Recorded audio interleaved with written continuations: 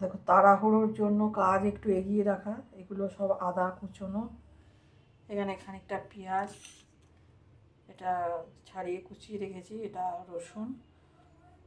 তাড়াহুড়োর সময় সবসময় পারা যায় না, এই জন্য একটু এগিয়ে রাখা।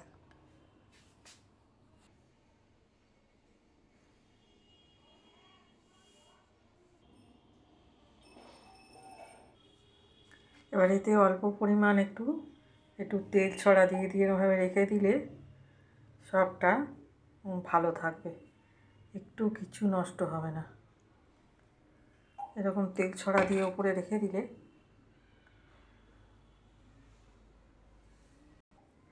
দেখো দেখতে যেন মনে হচ্ছে আচারের মতো লাগছে।